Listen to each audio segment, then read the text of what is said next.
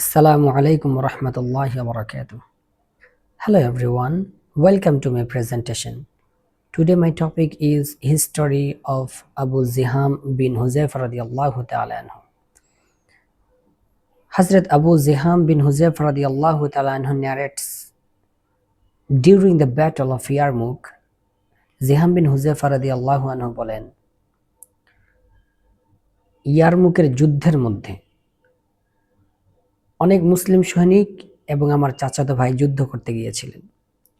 ইয়ারমুকের যুদ্ধের মধ্যে I went out in search of my cousin. আমি আমার চাচাতো ভাইয়ের তালাশে বের হলাম। Who was in the forefront of the fight. তিনি যুদ্ধের ময়দানেই ছিলেন। I also took some water with me for him. আমি তার জন্য আমার সাথে কিছু পানি নিয়েছিলাম।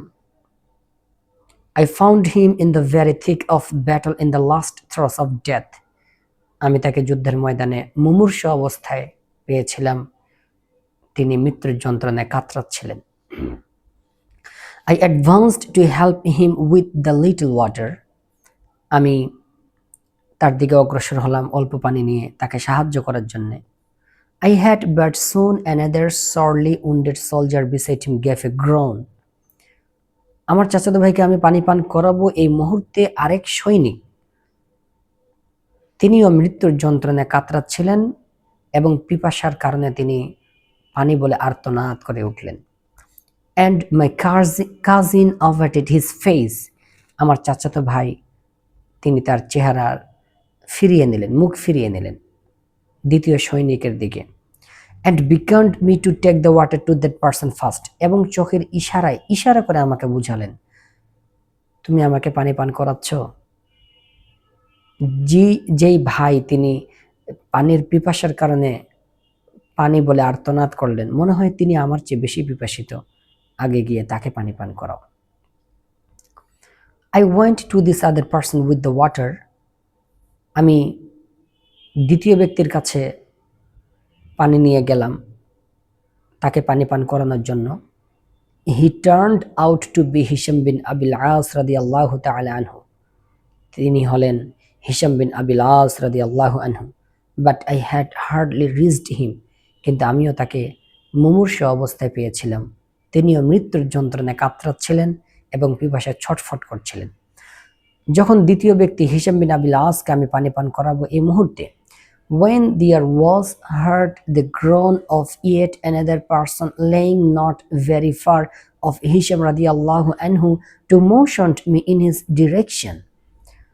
দ্বিতীয় ব্যক্তি হিশাম বিন আবিল আসকে যখন আমি পানি পান করাতে যাই, তাকে পানি পান করাবো এই মুহূর্তে তৃতীয় আরেকজন সৈনিক তিনি পানির পিপাসায় ছটফট করতে করতে পানি বলে আর্তনাদ করলেন। দ্বিতীয় ব্যক্তি হিশাম বিন আবিল আস তিনি আমাকে ইশারা করে বুঝালেন, যে ভাই পানি বলে আর্তনাদ করলেন, মনে হয় তিনি আমার চেয়ে বেশি পিপাসিত, আগে গিয়ে তাকে পানি পান করাও। আমি যখন তৃতীয় ব্যক্তির কাছে পানি পান করানোর জন্য তার দিকে অগ্রসর হলাম, always before I could approach him he had breathed his last. কিন্তু আফসোস, আমি তৃতীয় ব্যক্তির কাছে পানি নিয়ে পৌঁছার পূর্বেই দেখলাম তৃতীয় ব্যক্তি সে তার জীবনের শেষ নিঃশ্বাস ত্যাগ করেছেন। I made all haste back to Hisham radiyallahu anhu. আমি দ্রুত পানি নিয়ে হিশাম বিন আবিল আস দ্বিতীয় ব্যক্তির কাছে আসলাম। I found him he had died as well. আমিও দ্বিতীয় ব্যক্তি হিশাম বিন আবিল আসকে মৃত অবস্থায় দেখলাম, তিনিও মৃত্যুবরণ করেছেন। Thereupon I hurried as fast I could to my cousin, and lo, in the meantime he had also joined the other two. আমি দ্রুত আমার চাচাতো ভাইয়ের কাছে ফিরে আসলাম তাকে পানি পান করাবো। প্রথম ব্যক্তির কাছে দেখলাম তিনিও ইহলোক দুনিয়া ত্যাগ করে তিনি পরকালে চলে গিয়েছেন। এই হলো আমাদের সোনালী যুগের সোনার মানুষের জীবন কাহিনী, যাদেরকে আল্লাহ তাআলা নবীর সাহাবী হিসেবে আল্লাহ তাআলা যাদেরকে কবুল করেছিলেন তারা ছিলেন মাহফুজ, সমস্ত গুনাহ থেকে আল্লাহ তাদেরকে হেফাজত করেছিলেন এবং তাদেরকে আল্লাহ তাআলা ইমানের এমন দৌলত দান করেছিলেন যাদের প্রতি আল্লাহ সন্তুষ্ট এবং যারা বিনা হিসেবে জান্নাতি। আল্লাহ বলেছেন, ওয়াস-সাবিকুনাস-সাবিকুন and the foremost ones in Islamic faith of monotheism and in performing righteous deeds in the life of this world on the very first call to embrace Islam. ইসলাম গ্রহণ করার জন্য তারা নির্যাতন ভোগ করার পর তারা ইসলামের একত্ববাদকে বিশ্বাস করে সমস্ত ভালো কাজ করেছে এবং সমস্ত খারাপ কাজ থেকে তারা নিজেদেরকে বিরত রেখেছে। এই সাহাবায়ে কেরামের জীবন, তাদের এমন জীবন ছিল, তারা মারা যাচ্ছেন, তাদের কষ্ট হচ্ছে, তীব্রতর কষ্ট, এই মুহূর্তেও তারা আরেক ভাইয়ের কল্যাণ চিন্তা তারা বাদ দেননি। এমনও না যে তিনি বাঁচবেন, তিনি পানি না খেলে মারা যাবেন, এই মুহূর্তে তিনি আরেক ভাইকে পানি পান করাচ্ছেন। এটাই হলো ইমানের চাহিদা। কিন্তু আজকে আমাদের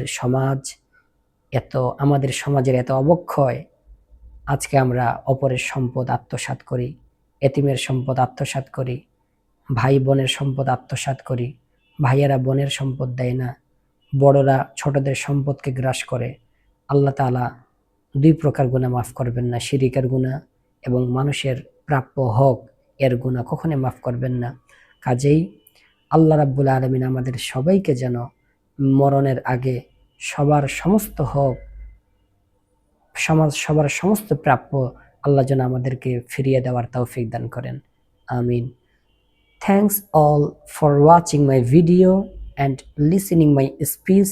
Inshallah, if Allah wills, I will try to give you the best my next speech. Don't forget me in your every prayers. Inshallah, I will don't forget you in my